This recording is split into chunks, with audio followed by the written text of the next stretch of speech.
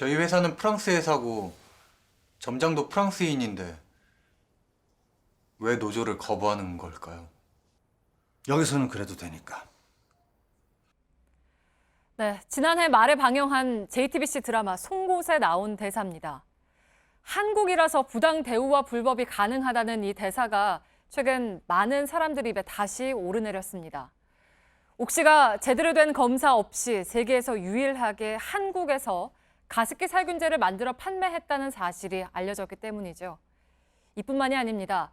환경부는 지난 2일 신차의 시험 성적서를 위조한 폭스바겐과 아우디 차량 8만여 대에 대해서 인증 취소 처분을 내렸습니다. 그런데 배출가스 조작이 아닌 인증 서류 조작도 역시 폭스바겐이 진출한 세계 시장에서 오직 한국에서만 벌어졌습니다.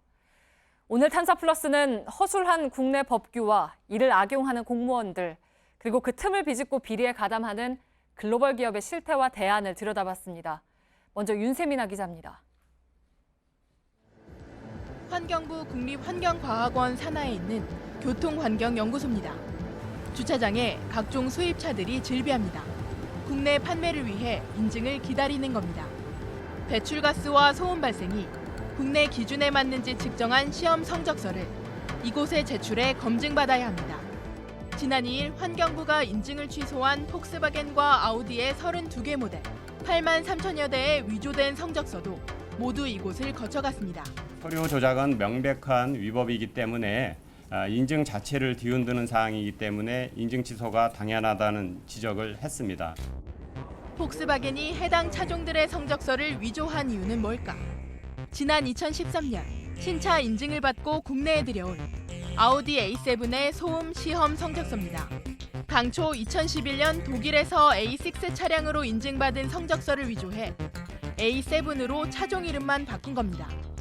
교통환경연구소 측은 폭스바겐이 신차를 출시할 때 걸리는 검사 기간을 줄이기 위해 서류를 위조했다고 말합니다. 정말 비상식적인 행동을 한 건데 최저 늦어도 한 달인데 그걸 빨리 받기 위해서 불법을 저지른 거거든요. 수입차 업체들은 인증 기간이 짧아져야 더 많은 수익을 올릴 수 있습니다. 수익이 워낙 크니까. 그러니까 차량 출시 시기와 그 시기에 맞물려서 그 타이밍이 있거든요. 다른 회사보다 조금 일찍 어떤 차를 출시를 해가지고 고객을 딱 끌어모은다든지. 그렇다면 이렇게 위조된 서류들이 당국의 감시망을 대거 통과할 수 있었던 이유는 뭘까? 국내의 허술한 인증 시스템 때문입니다. 업체들이 자율적 시험을 통해 작성한 성적서를 제출하면 교통환경연구소는 이 중에서 3%만 직접 검증에 나섭니다. 형식적으로 서류를 보면서 제출을 하고 해봐갖고 합격되는 차를 형식적으로 검사를 하거든요. 그렇게 해버리니까 당연히 합격될 수밖에 없는 거고. 연구소에서 수입차의 배출가스와 소음 성적서 인증을 담당하는 연구원도 고작 1명뿐입니다. 검사 체계가 구조적으로 허술하다는 지적이 나올 수밖에 없습니다. 저도 전체를 담당하니까. 성적서 같은 경우는 자체 성적서를 제출하면 그 성적서가 적절한지만 보고 인증 내주는 시스템이죠. 그 자체를 조작을 해버리면 저희가 알 수 있는 방법은 없죠.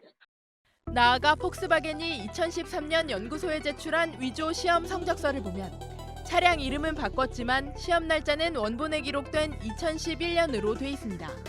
연구소에선 2년 전 작성된 성적서라는 것도 알지 못한 겁니다. 이런 허술한 검사 제도는 수입차 업체들과 담당 공무원의 은밀한 유착으로 이어집니다. 지난해 6월 수입차 인증을 담당한 교통환경연구소 6급 연구원 황모 씨가 업체 직원의 차를 타고 연구소를 나섭니다. 이들이 향한 곳은 서울 강남의 한 유흥주점. 황 씨는 이곳에서 술과 함께 성접대까지 받다가 결국 경찰에 적발됐습니다.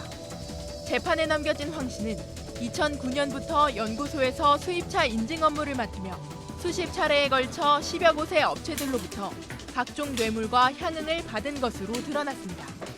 그리고 올 초 징역 1년 6월, 집행유예 2년을 선고받았습니다.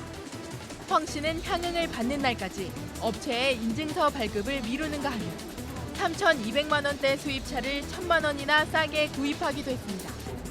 특히 최근엔 황 씨가 재직하던 기간에 폭스바겐의 위조 성적서가 대거 인증된 사실이 확인돼 검찰이 참고인 조사를 벌이기도 했습니다. 이런 상황에서 인증 서류 조작이 비단 폭스바겐만의 문제가 아니라는 지적도 나옵니다.